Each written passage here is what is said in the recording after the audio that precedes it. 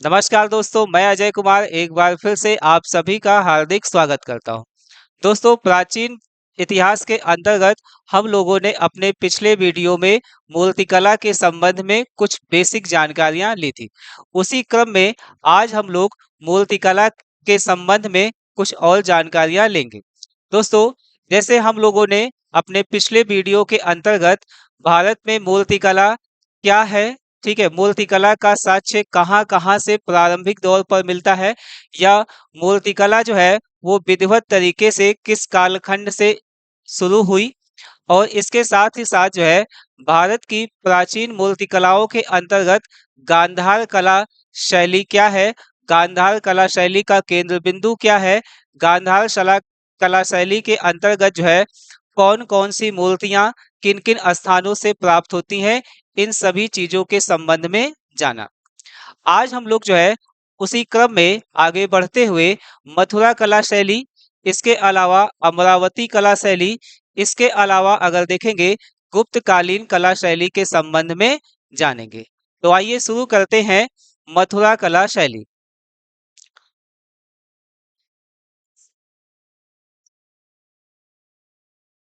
आज जो है सबसे पहले हम लोग पढ़ेंगे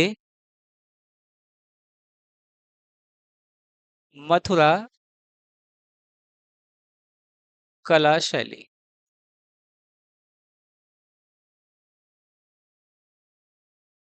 मथुरा कला शैली की अगर हम बात करते हैं तो इस कला शैली के अंतर्गत जो है भारतीय प्राचीन धर्मों की अगर बात करेंगे तो उन सभी धर्मों के संबंध में जानकारियां प्राप्त होती। जैसे मथुरा कला शैली के अंतर्गत देखेंगे तो बौद्ध धर्म से संबंधित तमाम मूर्तियां प्राप्त होती हैं। इसके अतिरिक्त अगर देखेंगे तो जैन धर्म से संबंधित तमाम मूर्तियां प्राप्त होती हैं, और इसके साथ ही साथ जो है हिंदू धर्म से संबंधित जो भी देवी देवता थे उनकी भी मूर्तियां प्राप्त होती। और इन मूर्तियों के अंदर जो है कलात्मकता को भी जो है देखा जा सकता है, और इन्हीं मूर्तियों के माध्यम से उस टाइम पीरियड की सामाजिक व्यवस्था और इसके साथ ही साथ जो है धार्मिक परिलक्षिता को भी देखा जा सकता है। तो मथुरा कला शैली की अगर हम बात करते हैं तो इसमें सबसे पहली इंपॉर्टेंट बात आएगी इसका प्रारंभ। ठीक है, मथुरा कला शैली का जो है प्रारंभ कब हुआ, और मथुरा कला शैली का जो है प्रारंभ किस स्थान से सबसे पहले हुआ, तो इस संबंध में ध्यान रखेंगे इसका प्रारंभ जो है प्रथम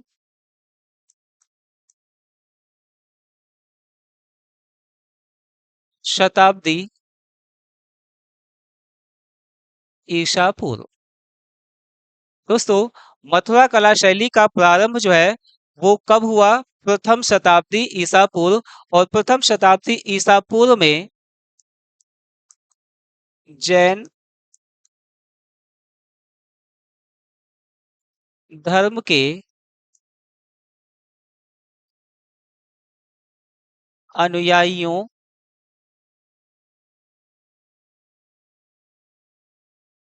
द्वारा, है ना। तो मथुरा कला शैली का प्रारंभ प्रथम शताब्दी ईसा पूर्व में जैन धर्म के अनुयायियों द्वारा किया गया। और इसका शुरुआत जो है वो किस स्थान से हुआ, तो ध्यान रखेंगे मथुरा। मतलब इस कला शैली का विकास या इस कला शैली का प्रारंभ जो है वो मथुरा से हुआ, इसीलिए इस कला शैली को नाम दिया गया है मथुरा कला शैली। ठीक है, तो मथुरा कला शैली की अगर हम बात करते हैं तो ध्यान रखेंगे इसमें दूसरी इंपॉर्टेंट बात कि इसका विषय। ठीक है, मथुरा कला शैली के विषय की अगर बात करते हैं तो याद रखेंगे इसका विषय है आदर्शवादी, आदर्शवादी विचारधारा। जैसे पीछे हम लोगों ने जाना कि गांधार कला शैली का जो विषय था वो था यथार्थवादी, यानी कि गांधार कला शैली यथार्थवादी विचारधारा से ओतप्रोत मानी जाती है। ठीक उसी प्रकार से ये जो मथुरा कला शैली है ये आदर्शवादी विचारधारा पर जो है परिलक्षित नजर आती है, यानी कि आदर्शवादी विचारधारा का जो है इसमें वो नजर आता है। ठीक है, इसके साथ ही साथ जो है इसमें ये ध्यान रखेंगे कि यह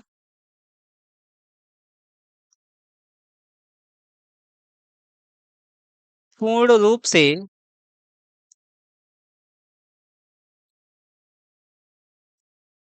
भारतीय कला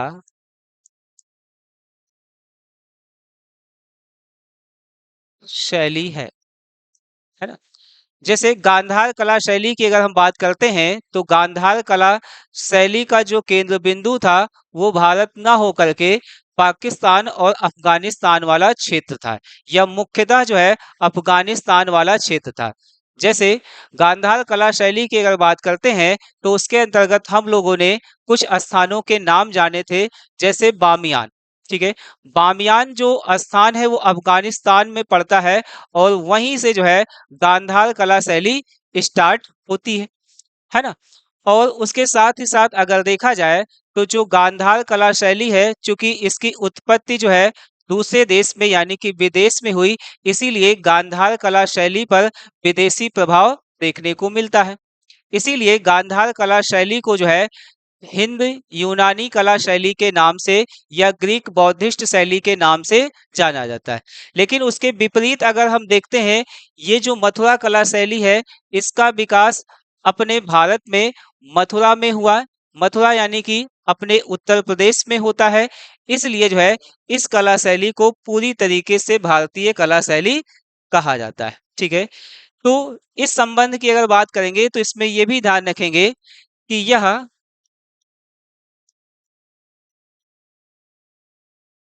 भारत की सबसे प्राचीन कला शैली है।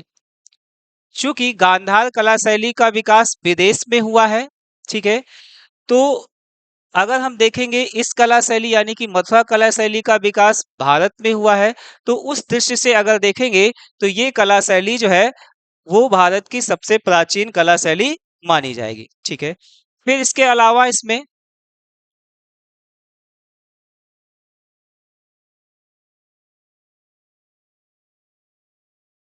इसका संबंध जैन, बौद्ध और हिंदू धर्म से है ना। अगर इस मथुरा कला शैली की बात करते हैं तो इसमें जैन धर्म, बौद्ध धर्म और हिंदू धर्म है ना, यानी कि सनातन धर्म, इन तीनों धर्मों से रिलेटेड जो है मूर्तियां प्राप्त होती है ना। फिर इसके अलावा जो है इसकी अगर हम बात करते हैं तो अगली इसमें बात कि सर्वप्रथम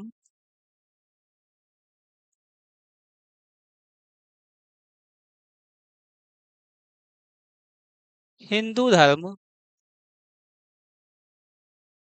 से संबंधित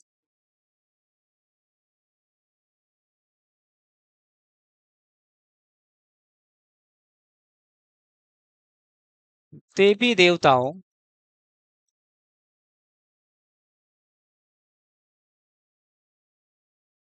देवताओं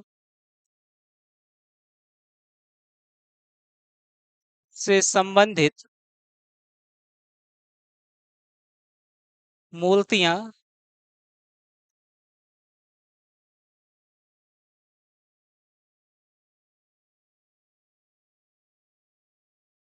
इसी शैली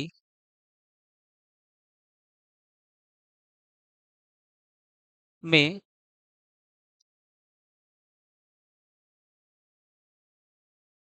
बनाई गई है ना। तो ये भी ध्यान रखेंगे कि सबसे पहले जो है हिंदू धर्म से रिलेटेड देवी देवताओं की मूर्तियां जो है मथुरा कला शैली के अंतर्गत ही प्राप्त होती। इसके अतिरिक्त इसमें दूसरी इंपॉर्टेंट बात कि महात्मा बुद्ध की सर्वप्रथम मूर्ति इसी कला शैली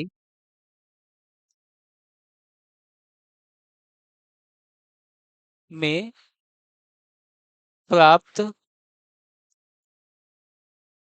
होती है ना। जैसे पीछे हम लोगों ने जाना था, गांधार कला शैली के अंतर्गत महात्मा बुद्ध की तमाम मूर्तियां प्राप्त हुई, ठीक है। लेकिन उस गांधार कला शैली में जो मूर्तियां प्राप्त होती हैं, उनसे प्राचीन मूर्तियां जो है ये मथुरा कला शैली की हैं। यानी कि मथुरा कला शैली के अंतर्गत महात्मा बुद्ध की सबसे पहली मूर्ति बनाई गई, ठीक है। इसके अलावा अगर देखेंगे तो इसमें अगली बात कि इस कला शैली में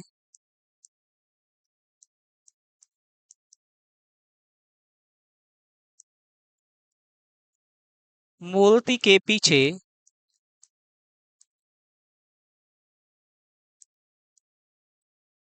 प्रभा मंडल को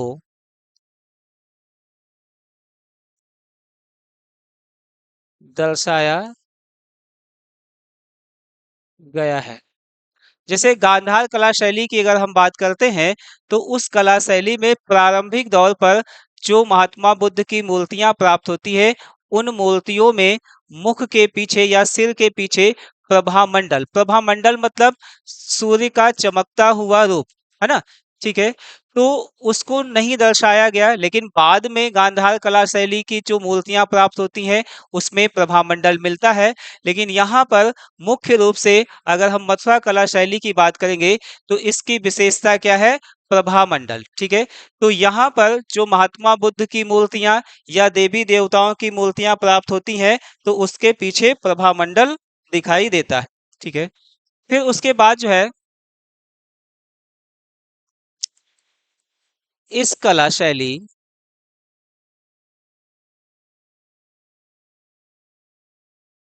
में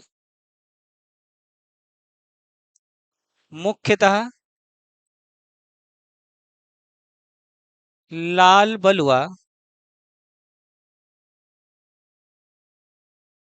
पत्थर का प्रयोग किया गया है, प्रयोग किया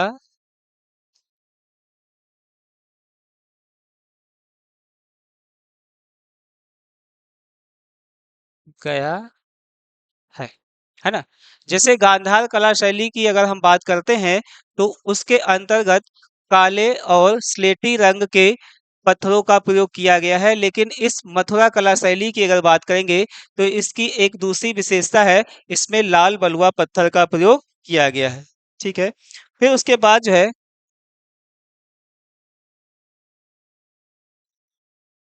इस कला शैली की मूर्तियों में आध्यात्मिकता आध्यात्मिकता और उसके साथ साथ जो है भावुकता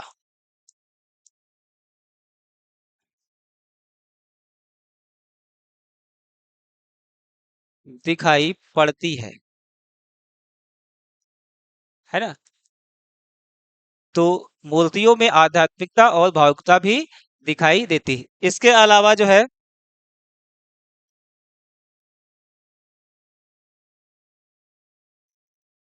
इस कला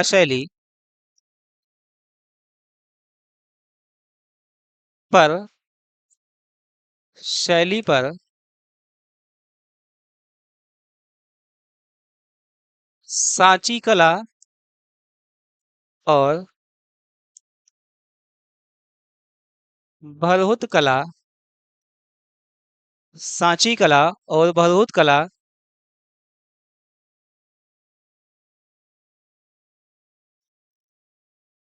के साथ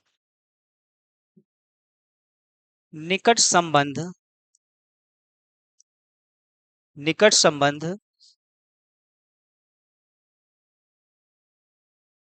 दिखाई देता है। निकट संबंध दिखाई देता है है ना। तो एक बार थोड़ा सा और देखते हैं। हम लोगों ने क्या जाना, मथुरा कला शैली जो है वो पूरी तरीके से भारतीय कला शैली है। मथुरा कला शैली का अगर हम देखेंगे, इसका विकास सबसे पहले मथुरा में हुआ, इसीलिए इसको मथुरा कला शैली के नाम से जाना जाता है। इस कला शैली का विकास शुरुआती दौर में जैन धर्म के पोषक या जैन धर्म के जो अनुयायी थे उनके द्वारा किया गया, लेकिन आगे चल करके जो है इस कला शैली के अंतर्गत जो है जैन धर्म से संबंधित तमाम मूर्तियां, बौद्ध धर्म से संबंधित तमाम मूर्तियां और इसके साथ ही साथ हिंदू धर्म से संबंधित तमाम मूर्तियां प्राप्त होती।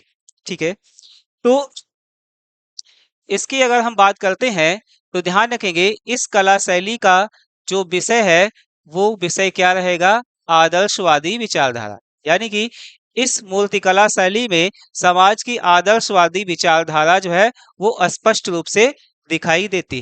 फिर उसके अलावा जो है इसमें याद रखेंगे यह पूरी तरीके से भारतीय कला शैली है जो अभी हमने बताया। इसके साथ ही साथ जो है ये भारत की सबसे प्राचीन कला शैली हो जाएगी, है ना। फिर इसके साथ ही साथ जो है इस पर जो है जैन धर्म, ठीक है, बौद्ध धर्म और हिंदू धर्म से संबंधित जो है उल्लेख मिलता है, यानी कि इन सभी धर्मों से रिलेटेड तमाम मूर्तियां प्राप्त हो जाती हैं। दोस्तों, जैसे मथुरा कला शैली की अगर बात करेंगे तो ये महात्मा बुद्ध की एक प्रतिमा यहाँ पर हम लोगों ने ली है। ठीक है, महात्मा बुद्ध की इस प्रतिमा की अगर बात करेंगे तो यहाँ पर देखेंगे कि महात्मा बुद्ध की प्रतिमा के पीछे यहाँ पर जो है एक प्रभा मंडल दर्शाया गया है। ठीक है, तो ये क्या है, एक प्रभा मंडल है ना, जो गांधार कला शैली में देखने को नहीं मिलता है। इसके साथ ही साथ अगर देखेंगे इस कला शैली को, तो इस कला शैली में यहाँ पर महात्मा बुद्ध के द्वारा जो वस्त्र को धारण किया गया है ये वस्त्र जो है पूरी तरीके से भारतीय वस्त्र है। यानी कि उस समय जो है अगर हम देखेंगे जिस समय इस मथुरा कला शैली का विकास हुआ था उस दौरान जो है समाज में इस प्रकार के वस्त्रों का चलन रहा होगा। ठीक है, इसके साथ ही साथ अगर देखेंगे तो इस मथुरा कला शैली के अंतर्गत जो है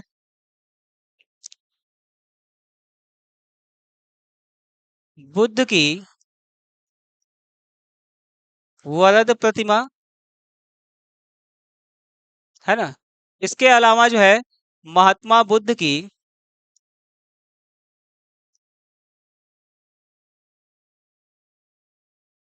धर्मचक्र,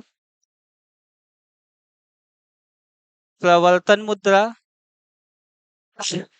प्रवर्तन प्रतिमा,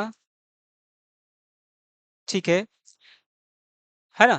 तो महात्मा बुद्ध की वरद प्रतिमा, महात्मा बुद्ध की धर्मचक्र प्रवर्तन मत, ठीक है, या इसके अलावा जो है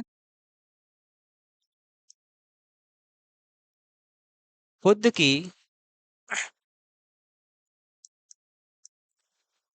ध्यान मुद्रा प्रतिमा, ठीक है। तो ये सभी प्रतिमाएं जो है मथुरा कला शैली के अंतर्गत मिलती। इसके अलावा अगर देखेंगे तो महात्मा बुद्ध के पूर्व जन्म यानी कि जातक कथा से रिलेटेड जो है तमाम प्रतिमाएं जो है प्राप्त होती, है ना। फिर इसके अतिरिक्त अगर देखेंगे तो हमने क्या बताया कि सर्वप्रथम हिंदू धर्म से संबंधित देवी देवताओं की जो आकृतियां हैं या देवी देवताओं की जो मूर्तियां हैं वो मथुरा कला शैली में ही बनाई गई। फिर उसके बाद महात्मा बुद्ध की जो है सबसे पहली मूर्ति भारत में किस कला शैली पर बनाई गई, तो मथुरा कला शैली पर बनाई गई। ठीक है, मथुरा कला शैली की अगर बात करेंगे तो महात्मा बुद्ध के, ठीक है, मथुरा कला शैली में महात्मा बुद्ध के पीछे जो है एक प्रभा मंडल को दर्शाया गया है जो मथुरा कला शैली की विशेषता को दर्शाता है। इसके अलावा जो है इस कला शैली में लाल बलुआ पत्थर का प्रयोग मिलता है ना। और उसके साथ ही साथ जो है इन मूर्तियों की अगर बात करेंगे तो इन मूर्तियों में आध्यात्मिकता और भावुकता ये दोनों जो है दिखाई देती है। इसके साथ ही साथ जो है इस कला शैली पर सांची कला शैली और उसके साथ ही साथ जो है बड़ौद कला शैली को भी जो है देखा जा सकता है। यानी कि कुछ चीजें जो है सांची कला शैली की इसमें मिल जाती हैं, मिक्सअप की गई हैं, या इसके अलावा जो है बड़ौद कला शैली को इसमें जो है मिक्स किया गया है। ठीक है, तो आगे बढ़ते हैं। तो नेक्स्ट हम लोगों का रहेगा अमरावती कला शैली।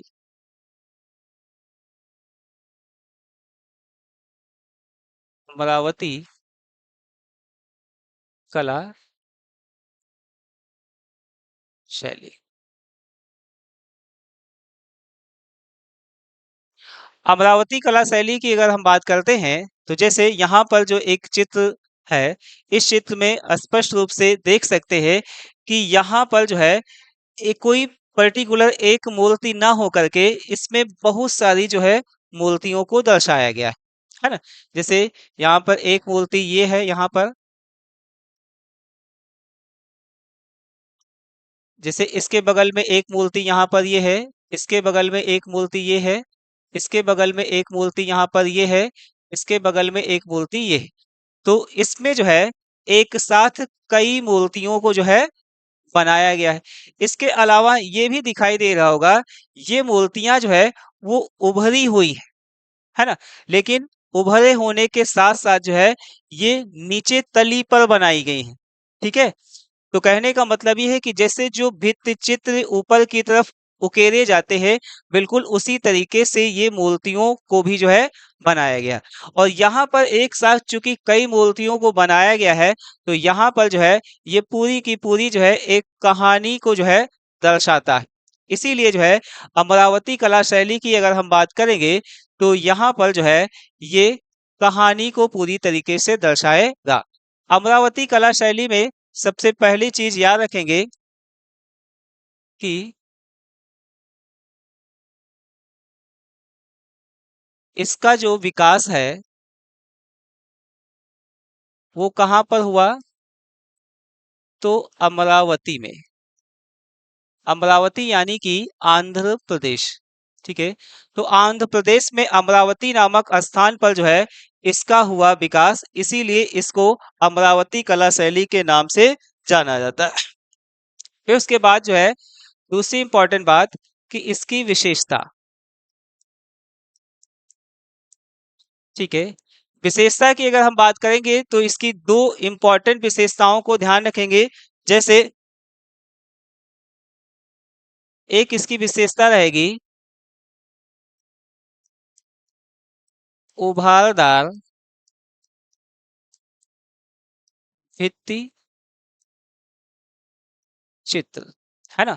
तो उभारदार भित्ति चित्र, जैसे अभी हमने बताया कि इन मूर्तियों को अगर देखेंगे तो वो उभरी हुई नजर आएंगी, है ना। और उसके साथ ही साथ जो है अंदर की तरफ धसी नजर आएंगी, तो उसी को कहा गया है उभारदार भित्ति चित्र, है ना। इसके अतिरिक्त इसकी दूसरी विशेषता,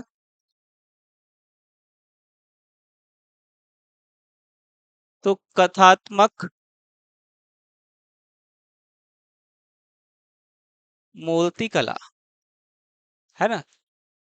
तो ये जो यहाँ पर चित्र है, इसकी अगर हम बात करते हैं तो ये चित्र जो है पूरी की पूरी एक कहानी या कथा को वर्णित करता है। तो ये हो जाएगी इसकी दूसरी विशेषता।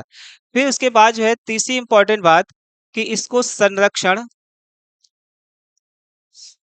ठीक है, संरक्षण सबसे ज्यादा किस काल में मिला, तो याद रखेंगे सातवाहन काल। सातवाहन काल में इस मूर्तिकला को विशेष रूप से संरक्षण प्रदान किया गया है। ठीक है, फिर उसके बाद जो है इसमें याद रखेंगे इसका क्षेत्र। ठीक है, तो क्षेत्र में याद रखेंगे जैसे अमरावती, है ना, या आंध्र प्रदेश, है ना। तो आंध्र प्रदेश वाले इलाके में नजर आएगी। इसके अलावा अगर देखेंगे महाराष्ट्र,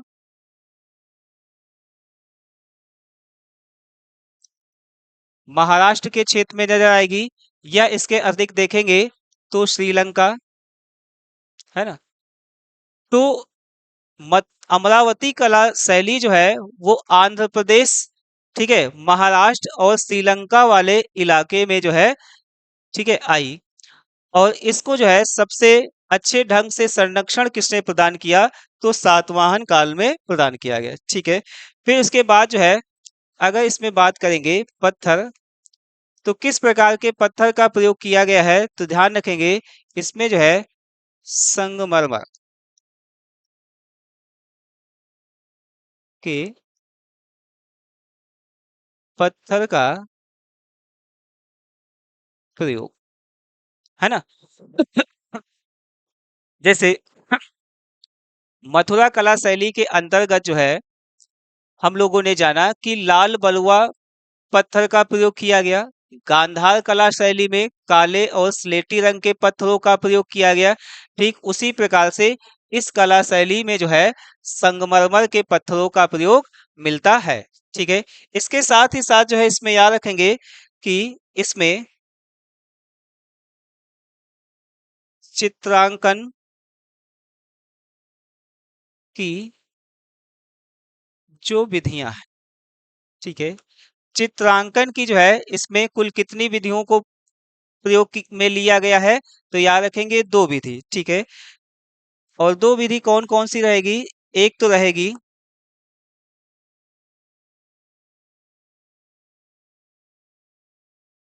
मूर्त रूप, और दूसरी इसमें रहेगी अमूर्त रूप, ठीक है।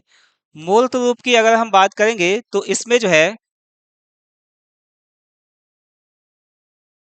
महात्मा बुद्ध की उपस्थिति को दर्शाया गया, है ना। तो यहाँ पर जो चित्रांकन की ये जो विधियां हैं, इन विधियों में अगर देखेंगे तो एक मूर्त रूप विधि मिलेगी। और मूर्त रूप विधि का मतलब कि महात्मा बुद्ध की उपस्थिति जो है इसके अंदर दर्शाएगी। जबकि अमूर्त रूप की अगर हम बात करेंगे तो इसमें महात्मा बुद्ध को नहीं दर्शाया गया है, यानी कि बुद्ध की जगह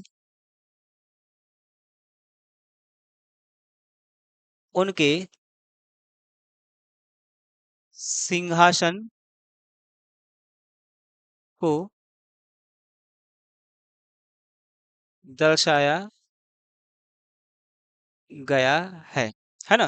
तो अमूर्त रूप वाले अगर हम मूर्तियों को देखेंगे तो वहां पर महात्मा बुद्ध की मूर्ति ना हो करके वहां पर महात्मा बुद्ध के सिंहासन को दर्शाया गया है। इसी को कहा गया है अमूर्त रूप, यानी कि जो प्रत्यक्ष रूप से उपस्थित ना हो। जबकि मूर्त रूप की अगर हम बात करेंगे तो इस मूर्त रूप में जो है महात्मा बुद्ध को, ठीक है, दर्शाया गया है ना। तो इस अमरावती कला शैली की अगर बात करेंगे तो इसमें जो मूर्तियां होंगी महात्मा बुद्ध से संबंधित, तो हम ये कह सकते हैं कि जातक कथा, ठीक है। जातक कथा, जातक कथा का मतलब क्या है कि बुद्ध के पूर्व जन्म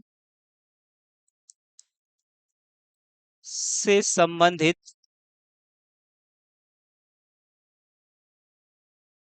कहानियां, ठीक है। महात्मा बुद्ध के पूर्व जन्म की कहानियों को क्या कहा जाता है, जातक कथा कहा जाता है, ठीक है। तो उन जातक कथाओं का दृश्य जो है इस अमरावती कला शैली में देखने को मिल जाती। इसके अतिरिक्त अगर देखेंगे तो इसी में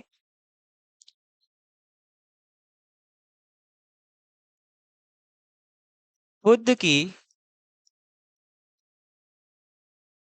जीवन घटनाओं की मूर्तियां, है ना। महात्मा बुद्ध के द्वारा अपने जीवन काल में जो कुछ भी किया गया, ठीक है, जैसे महात्मा बुद्ध के द्वारा उपदेश दिया गया, पहला उपदेश सारनाथ में, है ना। फिर उसके अलावा जो है महात्मा बुद्ध के द्वारा तमाम जगहों पर, अन्य स्थानों पर जा करके उपदेश दिया गया, है ना। फिर उसके बाद महात्मा बुद्ध की मृत्यु की घटना, है ना। तो बुद्ध की जो जीवन संबंधी जितनी भी घटनाएं हैं, उसको कहानी के रूप में मूर्ति नुमा, ठीक है, प्रदान किस कला शैली में किया गया है, तो याद रखेंगे अमरावती कला शैली, है ना। तो एक बार फिर से देख लेते हैं, अमरावती कला शैली का विकास जो है वो कहाँ पर हुआ? अमरावती आंध्र प्रदेश में हुआ, है ना। इसकी विशेषता क्या है? तो उभारदार भित्ति चित्र इस पर मिलते हैं।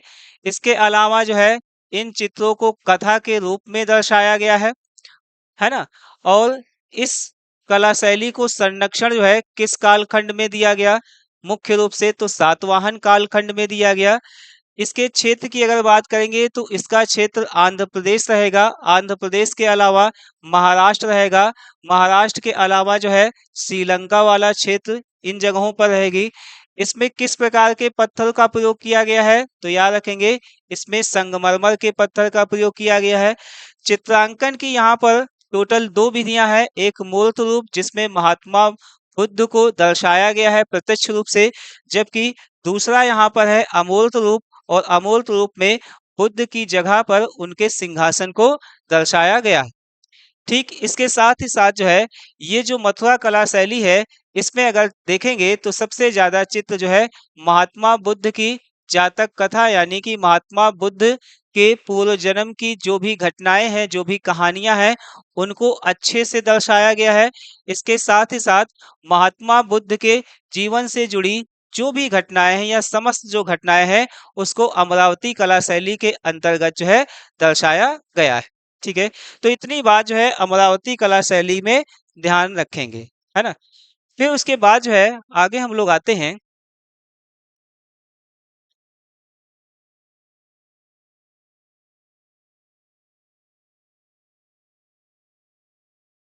गुप्तकालीन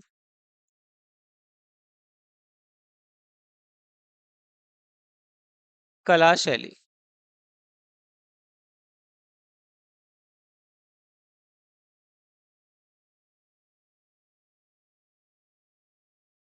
गुप्तकालीन कला शैली की अगर हम बात करेंगे तो ध्यान रखेंगे इसमें सबसे पहली चीज कि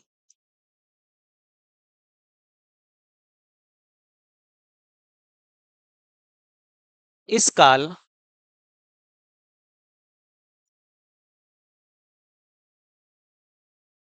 के दौरान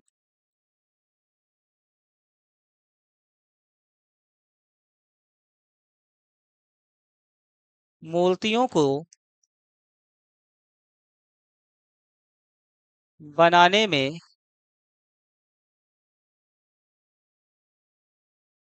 मथुरा कला शैली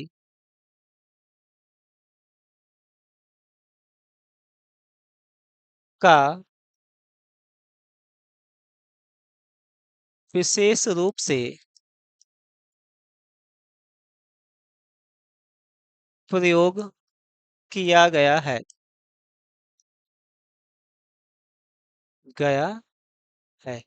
यानी कि गुप्तकालीन या गुप्त काल के दौरान जो भी मूर्तियां बनाई गई हैं, उसमें अगर देखेंगे तो मथुरा कला शैली का ही प्रभाव नजर आएगा। इसके अलावा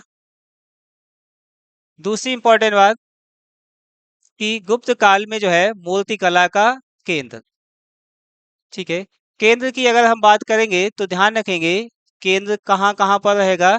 तो जैसे सारनाथ, है ना, सारनाथ ये गुप्त काल में मूर्ति कला का केंद्र था। इसके अलावा अगर देखेंगे तो पाटलिपुत्र, है ना, पाटलिपुत्र, पाटलिपुत्र के अलावा अगर देखेंगे तो मथुरा, तो इन सभी जगहों पर जो है गुप्तकालीन मूर्ति कला का साक्ष्य मिलता है। इसके अलावा अगर देखेंगे इसमें तीसरी बात कि मूर्ति निर्माण, ठीक है, ये जो इस काल में मूर्तियों का निर्माण किया गया है, ठीक है, तो उसमें मृण मूर्तियां, मतलब मिट्टी से बनाई गई तमाम मूर्तियां, इसके अलावा जो है पत्थर की मूर्तियां, बहुत सारी मूर्तियां हैं जो पत्थर की बनाई गई। इसके अतिरिक्त जो है धातु मूर्तियां, है ना, बहुत सारी धातु मूर्तियां, जैसे कि यहाँ पर चित्र में देख रहे होंगे कि ये एक धातु मूर्ति है जो सुल्तानगंज से प्राप्त होती है ना। तो मूर्ति बनाने की अगर हम बात करेंगे तो मिट्टियों से भी यहाँ पर बनाया गया, पत्थरों से भी बनाया गया और धातुओं से भी बनाया गया, ठीक है। फिर इसके अलावा जो है इसकी अगर हम बात करेंगे तो इस कला की विशेषता,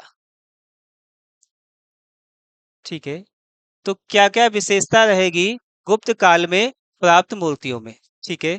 तो गुप्त काल में जो प्राप्त मूर्तियां हैं उसमें याद रखेंगे, जैसे आध्यात्मिकता, ठीक है, आध्यात्मिकता। इसके अलावा जैसे भावुकता, ठीक है। इसके अलावा जो है तीसरा वस्त्र परिधान, ठीक है, मतलब वस्त्र परिधान इसमें आएगा। इसके साथ ही साथ जो है चौथा केस सच्चा, है ना, केस सच्चा, है ना। तो आध्यात्मिकता, भावुकता, वस्त्र परिधान, इसके साथ केस सच्चा, और उसके अलावा जो है अगर देखेंगे मुद्रा, आसन और सरलता, ठीक है। मुद्रा, आसन और इन मूर्तियों में अगर देखेंगे तो सरलता भी नजर आती। तो गुप्त काल में जो मूर्तियां बनाई गई उनकी ये विशेषता रहेगी, ठीक है। फिर इसके साथ ही साथ अगर देखेंगे तो इसमें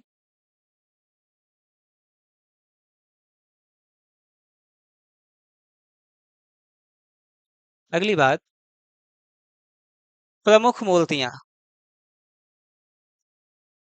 प्रमुख मूर्तियां जो हैं वो कौन कौन सी रहेंगी, है ना। तो प्रमुख मूर्तियों की अगर हम बात करेंगे तो उसमें पहली चीज याद रखेंगे कि गंगा और यमुना की मूर्ति, है ना। तो गुप्त काल में ही सबसे पहली बार गंगा और यमुना को मूर्ति रूप प्रदान किया गया। ये गुप्त काल में मूर्ति कला की विशेषता है, ठीक है। इसके साथ ही साथ अगर देखेंगे दूसरा,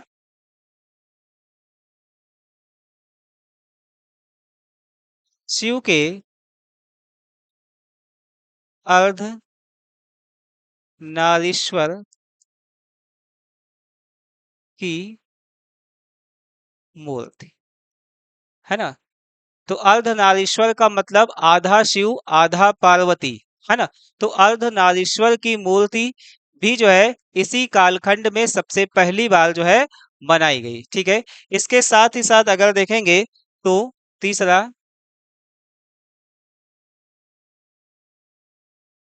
सारनाथ की बौद्ध प्रतिमा, ठीक है।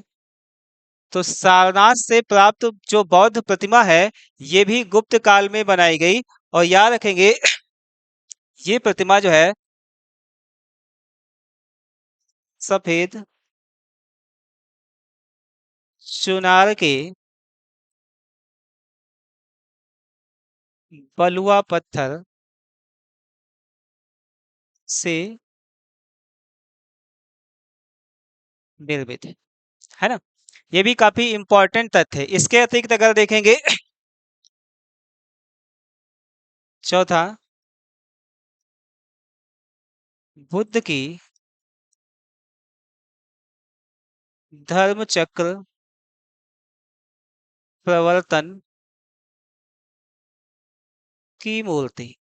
ये जो मूर्ति है, इसमें ध्यान रखेंगे कहाँ से प्राप्त होती है, क्वेश्चन कई बार पूछा गया है।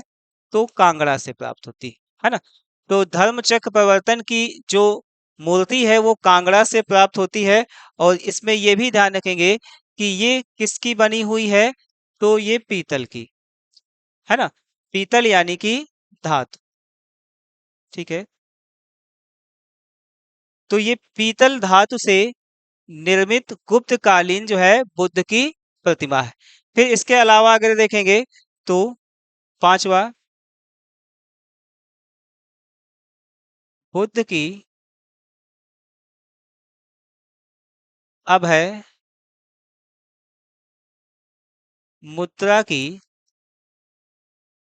प्रतिमा। और ये अभय मुद्रा की प्रतिमा जो है कहाँ से प्राप्त होती है, तो सुल्तानगंज से प्राप्त होती है। और ये जो है किस धातु की बनाई गई, तो याद रखेंगे ये कांसे की बनाई गई है ना, ये प्रतिमा। जैसे कि अगर हम बात करते हैं तो यहाँ पर फिगर में देख सकते हैं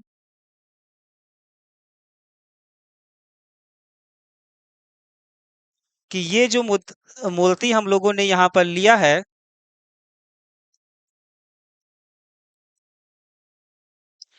ये जो मूर्ति यहाँ पर हम लोगों ने लिया है, ये मूर्ति जो है बुद्ध की कौन सी है, तो अभय मुद्रा की मूर्ति। ठीक है, तो यहाँ पर देखेंगे कि महात्मा बुद्ध को अभय मुद्रा में दर्शाया गया है। तो महात्मा बुद्ध को अगर हम देखते हैं तो यहाँ पर सबसे पहली चीज, तो इनके द्वारा जो है यहाँ पर जो वस्त्र धारण किया गया है, और ये वस्त्र जो है पूरी तरीके से भारतीय पैटर्न पर आधारित है। जस्ट अभी पीछे हम लोगों ने इसमें जाना था मथुरा कला शैली में। ठीक है, तो उससे मिलता जुलता वस्त्र परिधान जो है यहाँ पर इस सुल्तानगंज की मूर्ति में। ठीक है, इसके अलावा जो है ये जो है अगर देखेंगे तो ये किस चीज की बनी हुई है, तो हमने अभी बताया कि ये जो है कांसे की मूर्ति है। इसमें कांसे का या कांसे नामक धातु का प्रयोग किया गया है। ठीक है, और ये मूर्ति जो है गुप्त काल का सर्वोत्तम उदाहरण मानी जाती। इसके अलावा अगर हम देखेंगे तो यहाँ पर महात्मा बुद्ध को, ठीक है, पैर में अगर देखेंगे तो यहाँ पर पैर में खड़ाऊ नहीं नजर आएगा। ठीक है, पैर यहाँ पर नग्न अवस्था में नजर आएंगे। बाकी इनका पूरा शरीर लगभग लगभग जो है ढका हुआ है। यहाँ पर इनके मुख की अगर हम बात करेंगे तो ये जो इनका मुख वाला हिस्सा है, ये भी जो है मथुरा कला शैली से लिया गया है। ठीक है, मथुरा कला शैली यानी कि पूरी तरीके से हम कह सकते हैं कि गुप्त काल में भारतीय पैटर्न को अपनाया गया है ना। तो इतनी बातें जो है गुप्त कला शैली के अंतर्गत याद रखेंगे। ठीक है, एक बार फिर से जो है देख लेते हैं गुप्त कला शैली की अगर हम बात करेंगे तो यहाँ पर जो भी मूर्तियां बनाई गई हैं, तो उसमें जो है मथुरा कला शैली का के साथ जो है इसका निकटतम संबंध है। इसके अलावा इसका केंद्र बिंदु कहाँ कौन कौन सा रहेगा, तो एक तो सारनाथ रहेगा, दूसरा पाटलिपुत्र और तीसरा मथुरा, है ना। तो मतलब सारनाथ, पाटलिपुत्र, मथुरा, इन तीनों जगहों पर गुप्त काल में जो है मूर्ति निर्माण किया जाता है। इसके अलावा मूर्तियों की अगर हम बात करेंगे तो यहाँ पर मिट्टी की मूर्तियां, इसके अलावा जो है पत्थर की मूर्तियां, इसके अलावा जो है धातुओं की भी मूर्तियां मिलती हैं। इसके साथ ही साथ जो है विशेषता की अगर हम बात करेंगे तो इन मूर्तियों में अगर देखेंगे तो आध्यात्मिकता नजर आएगी। इसके साथ साथ जो है मूर्तियों में अगर देखेंगे तो भावुकता नजर आएगी। इसके साथ ही साथ मूर्तियों में अगर देखेंगे तो वस्त्र परिधान यानी कि वस्त्र आभूषण के संबंध में जानकारी मिलती है। इसके अलावा जो है यहाँ पर देखेंगे इनके जो यहाँ पर बालों को सजाया गया है, यानी कि केश सज्जा। ठीक है, और इसके अलावा जो है मुद्रा आसन, है ना, और मूर्ति के अंदर जो है एक सरलता जो है वो नजर आती है ना। फिर इसके साथ ही साथ जो है अगर देखेंगे तो प्रमुख मूर्तियां हैं कौन कौन सी, तो याद रखेंगे गंगा और यमुना की मूर्तियां जो यहाँ की विशेषता है। इसके अलावा शिव का अर्धनारीश्वर जो रूप है उसकी मूर्ति, ये यहाँ की विशेषता हो जाएगी। इसके अलावा जो है सारनाथ से जो बौद्ध प्रतिमा प्राप्त हुई है, जो पत्थर की बनाई गई है, सफेद चुनार बलुआ पत्थर से निर्मित किया गया है। फिर उसके साथ ही साथ बुद्ध के धर्म चक्र प्रवर्तन की मुद्रा यानी कि उपदेश देते हुए, ये जो है कहाँ से प्राप्त होती है, तो कांगड़ा जिले से प्राप्त होती है। और ये किस धातु की बनाई गई है, तो पीतल की बनाई गई है। फिर अभय मुद्रा जो प्राप्त होती है कहाँ से, सुल्तानगंज से। ये दोस्तों काफी इंपॉर्टेंट प्रश्न है, ये एग्जाम में काफी पूछा गया है, तो इसको थोड़ा सा ध्यान रखेंगे। और ये प्रतिमा जो है किसकी बनी है, कांसे की बनी। इसके साथ ही साथ अगर देखेंगे तो गुप्त काल में जो है तमाम नारी मूर्तियां भी मिलती है ना। तो दोस्तों मूर्ति कला के अंतर्गत जो है हम लोग इतना ही पढ़ेंगे, है ना। हम लोग आगे नेक्स्ट वीडियो में भारत में मृदभांड कला के संबंध में जानकारी लेंगे। बाकी इससे यानी कि मूर्ति कला से रिलेटेड जो है, ठीक है, जो भी चीजें छूट रही हैं या छूट गई होंगी, तो उनको जो है जब हम लोग चैप्टर को पढ़ेंगे तो चैप्टर के दौरान उन सभी चीजों को कवर करते हुए चलेंगे। ठीक है, तो आज की क्लास यहीं पर समाप्त होती है। दोस्तों वीडियो अगर अच्छा लगे तो लाइक और शेयर और चैनल को सब्सक्राइब करना ना भूलें। धन्यवाद।